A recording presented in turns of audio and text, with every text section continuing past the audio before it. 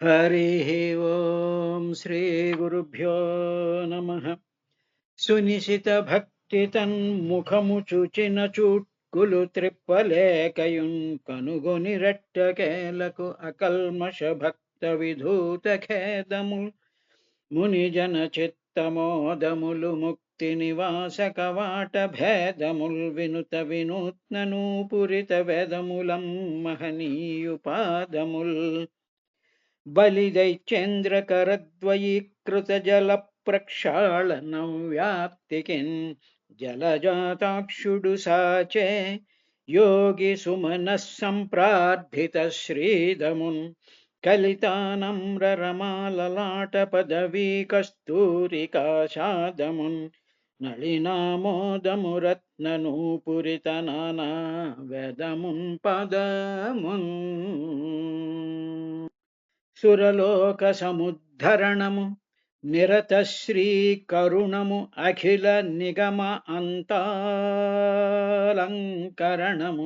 భవ సంహరణము హరిచరణము సురలోక సముద్ధరణము నిరత శ్రీ కరుణము అఖిల నిగమాంతాలంకరణము భవ సంహరణము హరిచరణము నీట కడిగే అసురోత్తముడున్ ఇంతింతై వటుడింతయై మరియుతానింతై అభో వీధిపై అంతై తోయదమండలభ్రమున కల్లంతై ప్రభారాశిపైనంతై చంద్రునికంతయై ధ్రువునిపైనంతైర్మహర్వాటిపైనంతై సత్యపదోన్నతుండగుచు బ్రహ్మాండాంత సంవర్ధియై రవిబింబంబుపమింప పాత్రమగు ఛత్రంబై శిరోరత్నమై శ్రవణాలంకృతమై గళాభరణమై సౌవర్ణకేయూరమై ఛవి మత్కంకణమై కటిస్థలి ఉదంచద్ఘంటియై నూపుర ప్రవరంబై పదపీఠమై వటుడుతా బ్రహ్మాండమున్ నిండుచోన్ ఒక పదంబున భూమి గప్పి దివి వేరొంటన్ నిరోధించి యొండొకటన్ మీది జగంబులల్లదొడి ఒండొంటిన్ విలంఘించి పట్టక బ్రహ్మాండ కటాహముం పగిలి వెండ్రంబై పగుల్ కనరానొకడై వగ్ద్రగల్లభ్యుడై హరి విభుండొప్పారె విశ్వాకృతిన్. హరి ఓం శ్రీ గురుభ్యో నమ. ఆ అంగిరస గోత్రీకుడైనటువంటి బ్రాహ్మణుడు తన చిన్న భార్య యందు జంటగా పుట్టినటువంటి వానిలో మగపిల్లవాడుగా జన్మ ఎత్తినటువంటి ఆ భరతుడు, ఆయనకి తండ్రి ఆ పుత్రుడి మీద ఉండేటువంటి ప్రేమ చేత అన్ని చేయవలసినటువంటి సంస్కారాలు ఏవైతే ఉన్నాయో ఆ సంస్కారాలన్నింటినీ కూడా చేశాడయ్యా. చేసిన ఆయన ఈ ఏమాత్రము కూడా ఈ భరతుడికి అవి ఏమీ కూడా వంటబట్టడం కాదు, అసలు ఏ విధమైనటువంటి ఇంట్రెస్ట్ కూడా ఆయన మీద వాటి మీద ఆయన చూపించటం లేదు.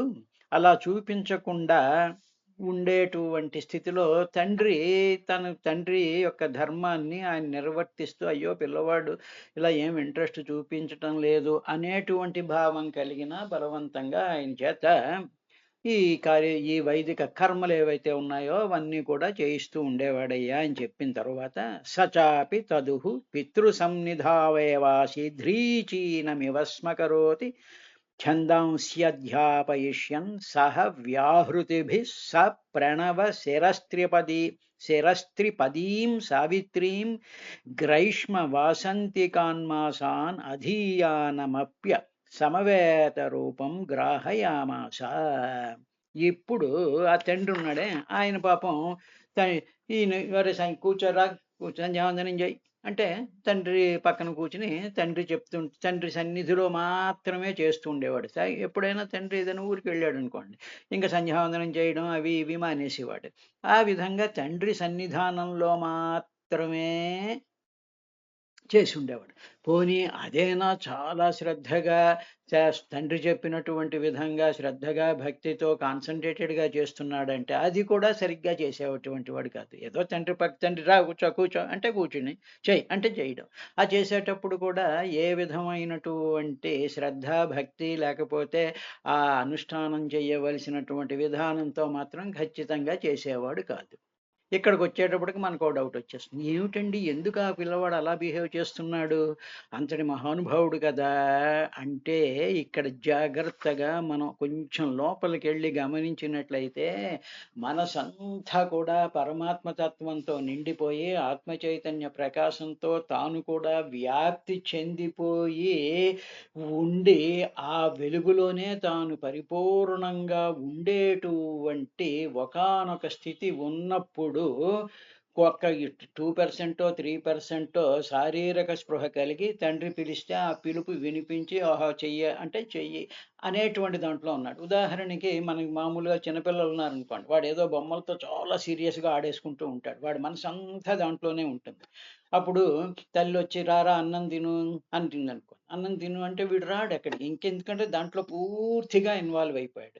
అప్పుడు బలవంతంగా వాడి దగ్గరికి తీసుకొచ్చి నోట్లో ముద్ద పెడుతూ ఉంటే, ఆ ముద్ద కూడాను చాలా ఏ విధమైనటువంటి శ్రద్ధ, ఇది రుచిగా ఉంది, ఇలా ఉంది, అలా ఉంది అని ఏదో నవిలేస్తూ ఉంటాడు. ఏ విధమైనటువంటి దృష్టి కూడా దాని మీద తల్లి మీద ఉండదు, తినేటువంటి తిండి మీద ఉండదు. తన దృష్టంతా కూడా ఆట వస్తువుల మీద ఉన్నట్టుగా ఈయన భరతుడు ఎలా ఉన్నాడు అంటే, ఈ సంధ్యావందనం అంటే ఏదో ఇంత మజ్జిగ అన్నం పెట్టడం లాంటిది.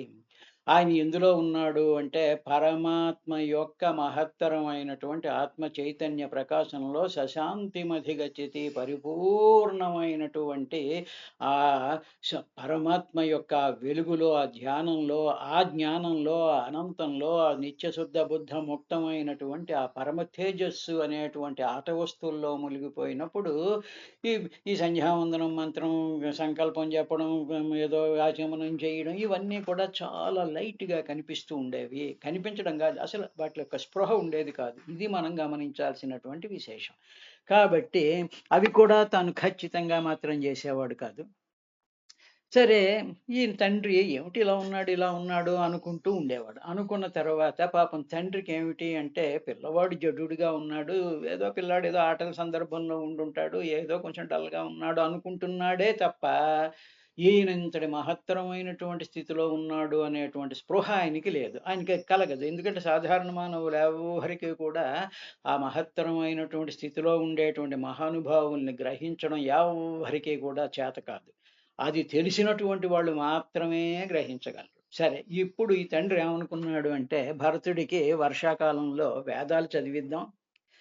ఎందుకంటే అప్పుడు చాతుర్మాస్యం వస్తుంది. ఎక్కడికి ప్రయాణాలు ఉండవు గాబట్టి, అప్పుడు వర్షాకాలంలో కూర్చొని వేదాలు చదివిద్దాం. తరువాత ఆ వేదం చదివించే ముందు సవితృ దేవతాకమైనటువంటి సవితృ దేవత అంటే గాయత్రి మంత్రం అనమాట. సవిత్రుడంటే సూర్యభగవానుడికి సంబంధించినటువంటి మహత్తరమైనటువంటి ఆ గాయత్రి మంత్రాన్ని పిల్లవాడిని కూర్చోబెట్టి ఉపదేశం చేశాడు. తర్వాత ఈ వర్షాకాలంలో ఇవన్నీ చేసిన తర్వాత మళ్ళీ ఋతువులు మారిన తర్వాత వసంతం, గ్రీష్మ ఋతువు, చైత్ర, వైశాఖ, జ్యేష్ఠ, ఆషాఢ మాసాలు వీటిలన్నిట్లోనూ కూడా ఈ వేదం చెప్తూ ఉంటే, ఆ వేదాల్ని ఆ పిల్లవాడిని కూర్చోబెట్టి భాష్యం బెట్టం వేసి కూర్చోబెట్టి వల్లించరా, వల్లించరా అని చెప్పి ఒక ఏదో బెత్తం పట్టుకుని మాస్టర్ కూర్చున్నట్టుగా వల్లించమనేవాడు. వల్లించమంటూ బలవంతం పెట్టేవాడు. ఆయనకి వల్లించాలి అని అనిపిస్తే ఆ ట్రాన్స్‌లో నుంచి, ఆ మహత్తరమైనటువంటి ఆ మధురానుభూతిలో నుంచి, ఆ రసానుసంధానమైనటువంటి ఆ స్థితిలో నుంచి ఆయన బయటకొస్తే అప్పుడేదో మామూలుగా వల్లించేవాడు. లేకపోతే జడుడిలాగా మామూలుగా కూర్చుంటుండేవాడు. తర్వాత అన్నిటికీ కూడా శిరోభూతమైనటువంటి మంత్రం ఒకటుంది. ఏకాక్షర మంత్రం, అది ఓంకారం. అన్ని మంత్రాలకి శిరోభూతమైనటువంటిది అంటారట ఓంకారాన్ని. అందువల్ల మనం ఏది మొదలెట్టినా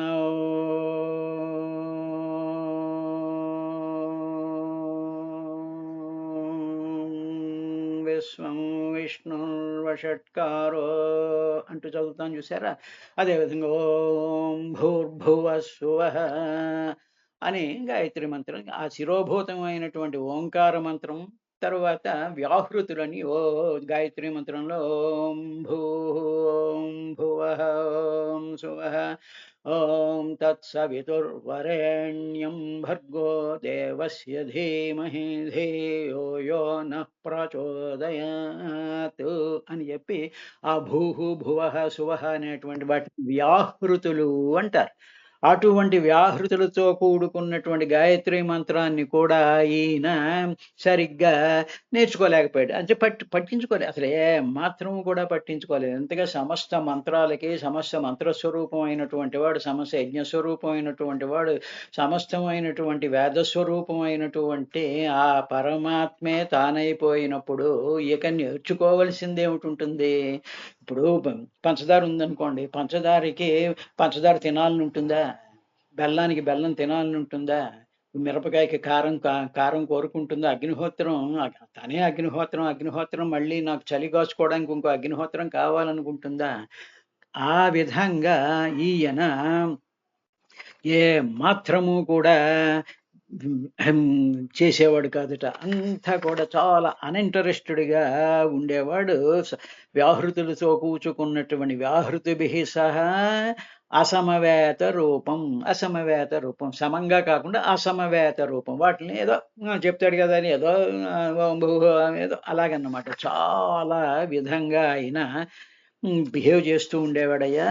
ఛందాంశ అధ్యాపయిష్యన్, ఛందాంశ అంటే వేదాలని నేర్పించడం కోసం అని చెప్పి ఆయన ఇంకా వేదాలు నేర్పించడం కోసం అని చెప్పి సహ వ్యాహృతిభి స ప్రణవ శిరస్త్రిపదీం సావిత్రీం వ్యాహృతి అంటే భూహు భువః సువః అనేటువంటి వాటిని వ్యాహృతులు అంటారు. ఇవి 3 వ్యాహృతులు ఉంటాయి. ఓం భూహు ఓం భువః ఓం సువః ఓం మహః ఓం జనః ఓం తపః ఓం సత్యం అనేటువంటి సప్త వ్యాహృతులు అంటారు. వీటిలతో గాయత్రి మంత్రాన్ని ఉపాసన చేయడం అనేటువంటి పద్ధతి ఉంది. అది ఆయన తండ్రి గారు ఎంత చెప్పినా కూడా ఏ మాత్రము కూడా ఇంట్రెస్ట్ లేకుండా ఏదో తండ్రి చెప్తున్నాడు అనేటువంటి భావాన్ని అప్పుడప్పుడు తెచ్చుకుంటూ చేసేవాడు. తండ్రి గారు మాత్రం లేకపోతే మాత్రం ఏమీ చేయకుండా ఉండేవాడు ఈయన అని చెప్పిన తర్వాత ఏవం స్వతనుజ ఆత్మన్య అనురాగావేశిత చిత్త శౌచాధ్యాయన వ్రత నియమ గుర్వు అనల శుశ్రూషణాద్యౌప కుర్వాణక కర్మాణ్య అనభియుక్తాన్యపి సమనుశిష్టేన భావ్య మిత్య సదాగ్రహ పుత్రమనుశాస్య స్వయం తావదనధగి అధిగత మనోరథ కాలేనా ప్రమత్తేన స్వయం గృహ ఏవ ప్రమత్త ఉపసంహృత అని చెప్పి పరీక్షణ్ మహారాజ్ ఇక సుఖభ్రమ తర్వాత ఏం జరిగింది అనేటువంటి విషయాన్ని చెప్తూ ఈ విధంగా తనకు తన పుత్రికి తేడా లేదు. ఆయన హృదయం అంతా కూడా పుత్ర ప్రేమతో నిండిపోయి ఉంది. అయ్యో పిల్లవాడు ఇంత తేజోవంతంగా ఉన్నాడు కానీ ఏ జడుల్లా ఉన్నాడు అని చెప్పి ఆయనకి ఎంతో నేర్పించాలని చెప్పి ఆయనకి చాలా మంచి సుశిక్షితుడు అవ్వాలి తన కొడుకు అనేటువంటి గట్టి పట్టుదల ఉండేది. బ్రహ్మచారి కానీ ఆయన బ్రహ్మచారి అయినటువంటి ఆ భరతుడు, ఆయనకి జడభరతుడు అని పేరు పెట్టుకుందాం ఇప్పుడు ప్రస్తుతానికి. ఆ భరతుడికి ఏ మాత్రం ఇష్టం లేదు ఈ పనులన్నీ కూడా. తరువాత శౌచం, స్నానాదులచే పరిశుద్ధంగా ఉండాలిరా అబ్బాయి, బాగా పొద్దున్నే లేవగానే చక్కగా శుభ్రంగా స్నానం చేయాలి, మడికట్టుకోవాలి, ఇవి చేయాలి అనేటువంటి విషయాలు కానీ, వేదాధ్యయనం కానీ, వేదోక్తాలైనటువంటి వ్రతాలు అనుష్ఠించడం కానీ, బ్రహ్మచారి నియమాలు కానీ, గురు శుశ్రూష, అగ్నిమూల కార్యాలు, వీటిలన్నిట్లోనూ కూడా పాపం తండ్రి గారు ఎంతో కష్టంతో దగ్గరుండి ఆయన కూడా ఆయన పనులు మానుకుని ఈయనకి శిక్షణ ఇస్తూ ఉండేవాడు. అన్ని పనులు చేస్తే చాలా చూసారా పిల్లలు పడుకున్నారు, స్నానం చేయి అంటే వాడు అందరూ విండు అలాగేదో ఆలోచిస్తూ కూర్చుంటాడు, ఏదో సెల్ ఫోన్ చూస్తున్నాడు. అప్పుడు వాడిని రెక్క పట్టుకొచ్చి లాక్కొచ్చి స్నానం చేయించి వాడికి ఏమో ఒళ్ళు తుడిచి మళ్ళీ వాడికి పంచాది కట్టి ఇందులో కూర్చోబెట్టడం అనేటువంటిది చేస్తూ ఉంటాంగా. ఆ విధంగా పాపం తన పుత్రుడు బాగా ఈ వేదాధ్యయనం అంతా నేర్చుకోవాలనేటువంటి తాపత్రయంతో ఆయన ఉండేవాడు తండ్రి.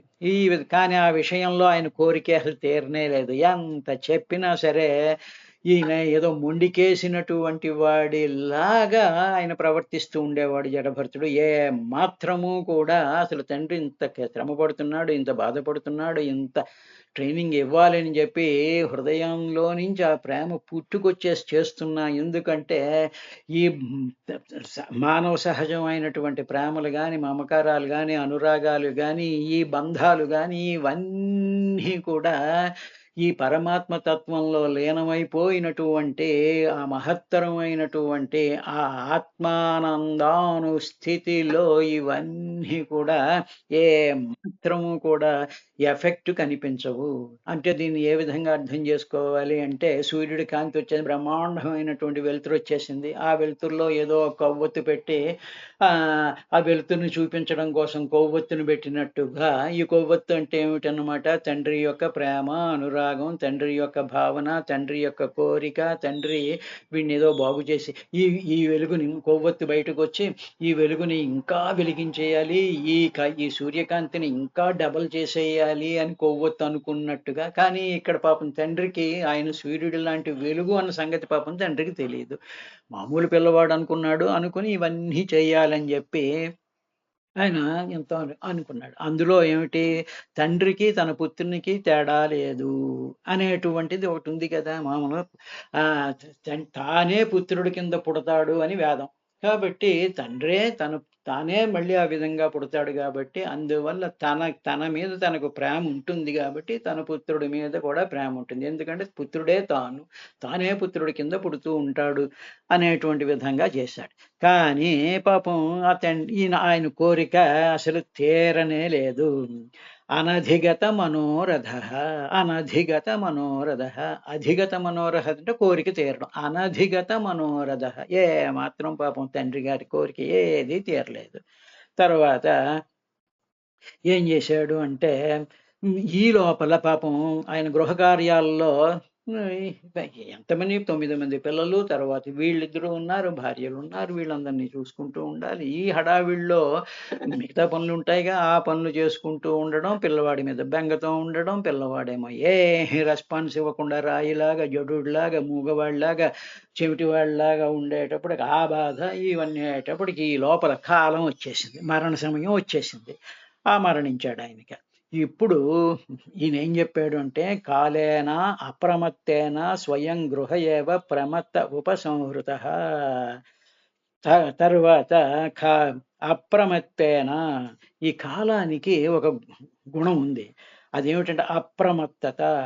ఆ కాలానికి ఎప్పుడు మరుపు అనేటువంటిది ఉండదు. తరువాత అది ఎప్పుడు రావాలో అప్పుడు వచ్చేస్తుంది. తరువాత దాని కాలానికి, అంటే ఆ కాలస్వరూపానికి ఆ మృత్యు రూపంలో వచ్చినటువంటి కాలానికి మరుపు ఉండదు, తర్వాత సోమరితనము ఉండదు. అంటే ఏమిటన్నమాట, ఎంత అద్భుతమైనటువంటి మాట చెప్పాడంటే, అనధిగత మనోరథ కాలేన అప్రమత్తేన స్వయం గృహ ఏవ ప్రమత్త ఉపసంహృత. ప్రమత్తం అంటే సోమరితనం. ఆ తర్వాత అప్రమత్తత అంటే ఏమిటి, మరుపు కానీ లేకపోవడం. తర్వాత సోమరితనం, ప్రమత్త అంటే సోమరితనం. ఈ కాలానికి సోమరితనం ఉండదు, తర్వాత మరుపు అనేటువంటిది ఉండదు. అందుకని మృత్యువు ఎప్పుడు రెడీగా ఉంటుంది, దాని దగ్గర రెడీగా ఉంటుంది అనమాట. వీళ్ళు పలానా వాడిని ఈవేళ తీసుకెళ్ళిపోవాలి అని అనుకున్నప్పుడు, ఈవేళ ఎందుకులే రేపు తీసుకెళ్దాం అనేటువంటి బద్ధకం కానీ, సోమరితనం కానీ ఒక్క మృత్యువుకి మాత్రం ఉండదు. అదేవిధంగా మరుపు కూడా ఉండదు. లక్షలాది కోట్లాది జీవులు ఉంటే ఏ జీవి ఎప్పుడు మరణించాలో, ఎప్పుడు తీసుకెళ్ళిపోవాలో మొత్తం అంతా కూడా సూపర్ కంప్యూటర్ కన్నా అద్భుతమైనటువంటి కంప్యూటర్ లాగా దీనికి మరుపు అనేటువంటిది ఉండదు, తర్వాత సోమరతనం అనేటువంటిది ఉండదు అని చెప్పి ఆ మృత్యువు యొక్క గుణాన్ని సుఖమహర్షి బ్రహ్మాండమైనటువంటి ఉపానంతో దాని యొక్క లక్షణంతో ఆయన చెప్పాడు. ఈ విధంగా తండ్రి పాపం ఆయన కోరిక తీరకుండానే మరణించాడయ్యా. మరణించిన తర్వాత ఏం జరిగింది అంటే, యవీయసి ద్విజసతి స్వగర్భజాతం మిథునం సపత్న్యా ఉపన్యస్య స్వయం అనుసంస్థయా పతిలోకమగాత్. పాపం ఈ లోపల ఏమైంది అంటే అధ యవీయసి ద్విజసతి, యవీయసి అంటే చిన్న భార్య, ద్విజసతి ఆ బ్రాహ్మణుడి యొక్క చిన్న భార్య ఉందే, ఆవిడ ఏం చేసింది అంటే స్వగర్భజాతం మిథునం సపజ్ఞై ఉపన్యస్య, తనకు పుట్టినటువంటి కవలలు ఉన్నారుగా, అంటే ఈ జడభర్తుడు ఇంకొక అమ్మాయి, వీళ్ళిద్దరినీ కూడా తన సవిత అయినటువంటి ఆ బ్రాహ్మణుడి యొక్క పెద్ద భార్యకి అప్పజెప్పేసేసి, అనుసంస్థయ అప్పజెప్పేసి, ఉపన్యస్య ఆవిడికి అప్పజెప్పేసేసి, స్వయం అనుసంస్థయ పతిలోకం ఆగా, తన పతితో పాటు సహగమనం చేసేసింది. అంటే పతి మీద ఉండేటువంటి భక్తితో, ఇక పతి లేకపోతే తన జీవితం ఎందుకు లేదు అనేటువంటి అప్పటి కాలంలో ఉండేటువంటి సతీ సహగమనం అనేటువంటి క్రియ ప్రకారం ఆవిడ సహగమనం చేసేసింది. పిల్లల్ని మాత్రం వీళ్ళిద్దరికి, పెద్ద భార్యకి అప్పచెప్పేసేసి వెళ్ళిపోయిందయ్యా. ఈ విధంగా ఆ భరతుడికి తల్లి లేనటువంటి వాడయ్యాడు, తండ్రి లేనటువంటి వాడయ్యాడు. అలాంటి పరిస్థితిలో ఉన్నప్పుడు ఇంకా ఏమిటి మిగతా లోకంతో, ఇప్పుడు ఆయన లోకంలో ఉన్నాడుగా, జనుల మధ్యలో ఉన్నాడుగా, సంసారం మధ్యలో ఉన్నాడుగా. అంటే ఏమిటి, పెద్ద భార్య పిల్లలు ఉన్నారు, చుట్టూ జనం ఉన్నారు, బ్రాహ్మణ కుటుంబంలో ఉన్నాడు, గృహస్థాశ్రమ ధర్మాలన్నీ కూడా జరుగుతూ ఉండేటువంటి పరిస్థితిలో ఆయన ఉన్నప్పుడు ఆయన యొక్క పరిస్థితి ఎలా ఉంది? ఆ పితుర్యుపరతే భ్రాతర ఏనమ తత్ ప్రభావ విదస్త్రయాం విద్యాయామేవ పర్యవసతి మతయో న పరవిద్యాయాం జడమతిరితి భ్రాతురనుశాసన నిర్బంధాన్యవృత్సంత అని. తర్వాత ఏం జరిగింది అంటే, ఈ భర్తుడికి 9 మంది బ్రదర్స్ ఉన్నారుగా, మొదటి భార్యకు పుట్టినటువంటి వాళ్ళకి ఈ భరతుడి యొక్క మహిమ అసలు ఏమీ తెలియదు. తర్వాత వాళ్ళు వేదాధ్యయనం చేశారు, కర్మకాండంతా తండ్రి దగ్గర నుంచి నేర్చుకున్నారు. వాళ్ళు కర్మిష్ఠులు, వాళ్ళందరూ కూడా ఏదో పూజారులు, పురోహితులు, బ్రహ్మలు, ఈ లౌకికమైనటువంటి కార్యక్రమాలు చేసి డబ్బులు సంపాదించేటువంటి కేటగిరీకి చెందినటువంటి వాళ్ళ బుద్ధి కేవలం వేదంలో ఉండేటువంటి కర్మకాండ మీద మాత్రమే ఉండేది. ఏది ఎలా చేయాలి, ఎడం చేతితో తీసుకుని కుడి చేతిలో వేయాలి, కుడి చేతిలోంచి ఎడం చేతిలోకి మార్చుకోవాలి, ఈ చుట్టూ తిరగాలి, ఆ చుట్టూ తిరగాలి, ఇది ఇలా నెత్తి మీద వేసుకోవాలి, ఇది కాళ్ళ మీద వేసుకోవాలి, ఇలాగ రకరకాలైనటువంటి ఆ కర్మకాండలో చెప్పినటువంటి వాటి మీద మాత్రమే బుద్ధి ఉన్నటువంటి వాళ్ళు. సుఖబ్రహ్మ అంటున్నాడండి ఈ మాట. కర్మకాండ యందు మాత్రమే నిశ్చితమై ఉంటుంది వాళ్ళ బుర్ర ఎప్పుడు కూడా. కానీ అటువంటి వాళ్ళకి సర్వాతిశాయి అయినటువంటి, సర్వవ్యాపకమైనటువంటి, ఆత్మ చైతన్య స్వరూపమైనటువంటి, సర్వంలోనూ కూడా హరిమయము విశ్వమంతయు, హరిమయము కాని ద్రవ్యము పరమాణువు లేదు అనేటువంటి విషయం అసలు వాళ్ళకి వాళ్ళకి అటువంటి ఆత్మజ్ఞానానికి సంబంధించినటువంటి అభిరుచి మాత్రం ఏమాత్రము కూడా లేదయ్యా వాళ్ళకి. వారి దృష్టిలో ఈ భరతుడు ఒక వెర్రాడు, ఒక జ్ఞానం లేనటువంటి వాడు, ఒక డల్ ఫెలో, ఒక యూస్లెస్ ఫెలో, వీడికి ఏమీ తెలియదు, తిను అంటే తింటాడు, కూర్చుంటే కూర్చుంటాడు అనేటువంటి ఒక ఇది. వీడికి వేదం రాదు, వీడికి గాయత్రి మంత్రం రాదు, వీడికి ఏమో ఏదో అనుష్ఠానం చేసుకోవడం రాదు, కనీసం స్నానం చేయడు, వెర్రాడు, బుద్ధి లేనివాడు అనేటువంటి భావంతో వాళ్ళు ఉన్నారయ్యా. తండ్రి మరణించిన తర్వాత ఇంకా ఈ కర్మకాండలో పాపం తండ్రి పోయేటప్పుడు చెప్పుంటాడు, ఎవరన్నా వచ్చి, పాపం చిన్నాడు రా వాడికి అన్ని నేర్పించండి రా, ఆ కర్మకాండ అంతా నేర్పించండి, వాడి పాపం ఏదో డల్గా ఉన్నాడు అని చెప్పిపోయి ఉంటాడు ఆయన. కానీ వాళ్ళు ఏం చేశారంటే, ఈ వైదిక కర్మకాండలో రారా బ్రదర్ ఇలా కూర్చొని నీకు చెప్తాను అని చెప్పి తండ్రి చెప్పాడు అనేటువంటి వాళ్ళకి అసలు ఇంకా ట్రైనింగ్ ఇవ్వడం పూర్తిగా కూడా మానేశారయ్యా పరీక్షిత్ వాడికి. తండ్రి మరణించిన తర్వాత ఇంకా తండ్రి ఉంటే కొంచెం కాపు కాసేవాడు, తల్లి ఉంటే కాస్త కాపు కాసేది.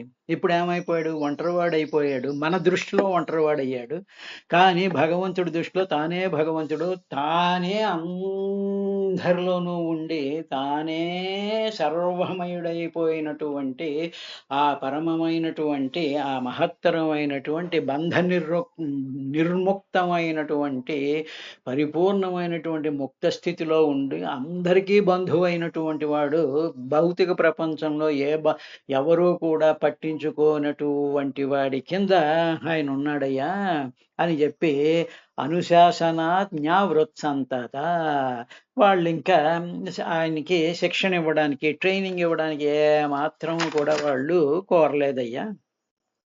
తర్వాత త్రయ్యాం విద్యాయాం ఏవ నా పరవిద్యాయాం పర్యవసిత మతయః. వీళ్ళు ఎవరు? ఈ 9 మంది కుర్రాళ్ళు మాత్రం విద్యాయామ, జ్ఞానంలో మాత్రం మాత్రం వాళ్ళకి అసలు ఇంట్రెస్ట్ లేదు. అసలు భగవంతుడు అంటే ఏమిటి, ఆత్మ అంటే ఏమిటి, సత్యం జ్ఞానం అనంతం బ్రహ్మ నిత్యశుద్ధ బుద్ధ ముక్త స్వభావం అంటే ఏమిటి, నేనంటే ఏమిటి, ఏమిటి సృష్టి, దీనికి సంబంధించినటువంటిదంతా ఏమీ లేదు. కానీ తోక మిరియాలు వేయండి, ఇవి వేయండి, అవి వేయండి, నెయ్యి వేయండి, గట్టిగా మంత్రం చదవండి, గబగబా మంత్రాలు చదివేయండి, ఇవి చేసేసేయండి, తర్వాత దక్షిణంత ఇస్తారండి, ఇగో మీ గోత్రం చెప్తాను, మీకు ఇది జరుగుతుంది. ఇలాంటి విషయాల మీద మాత్రమే మనసుంది తప్ప వాళ్ళకి ఏ విధమైనటువంటి ఆత్మజ్ఞానం, వేదం చెప్పినటువంటి వేదాంతమైనటువంటి ఉపనిషత్తులు చెప్పినటువంటి వాటి మీద వాళ్ళకి ఏ విధమైనటువంటి అభిరుచి కానీ ఇంట్రెస్ట్ కానీ అటువంటిది ఉంటుంది అని కూడా తెలియనటువంటి కర్మకాండ ప్రజ్ఞులు వీళ్ళందరూ కూడా. వాళ్ళు పాపం ఈయనకి ఏమాత్రం ట్రైనింగ్ ఇవ్వకూడదు, ఇచ్చుంటే ఆయన వీళ్ళలాగా తయారు చేసి ఉండేవారు కాబోలు. అందుకని వాళ్ళకి భగవంతుడు ఆ విధంగా బుద్ధి పెట్టాడు. రేపటి కార్యక్రమంలో ఇంకా ఏం జరిగింది అనేటువంటి విశేషాన్ని చూద్దాం.